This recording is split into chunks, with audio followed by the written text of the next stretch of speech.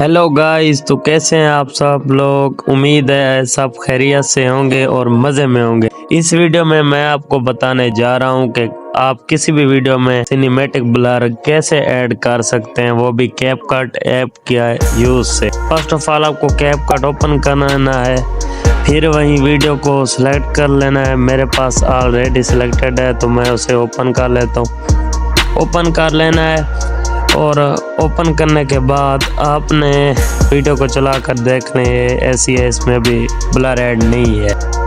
तो हमने इफेक्ट पर क्लिक करना है, वीडियो इफेक्ट पर यहाँ पर क्लिक कर देना है। वीडियो इफेक्ट पर क्लिक करते ही यहाँ सर्च पर आकर हमने ब्लर टाइप करना है। ब्लर टाइप करते ही ब्लर ओके कर देना है। अभी फर्स्ट वाला जो आइकन आएगा ये देखें, ब्लर पर आपने क्लिक कर देना।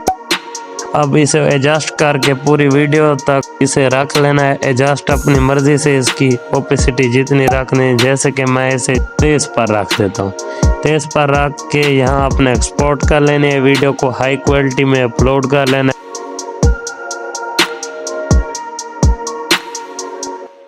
अपलोड ये देखें हो रही है।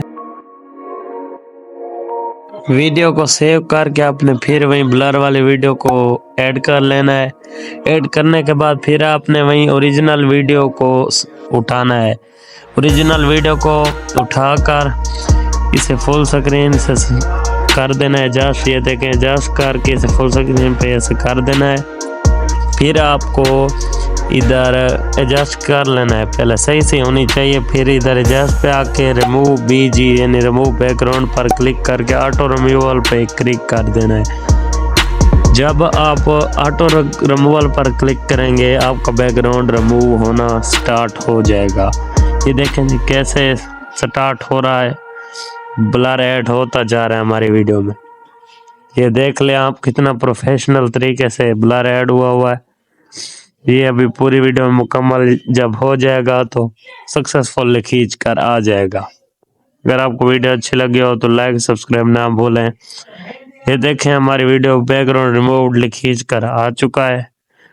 तो हम इस वीडियो को सेव कर देते हैं, एंडिंग को रिमूव करके वीडियो को सेव कर देते हैं। अगर वीडियो अच्छी लगी हो तो लाइक और सब्सक्राइब मत भूलिएगा। शुक्रिया।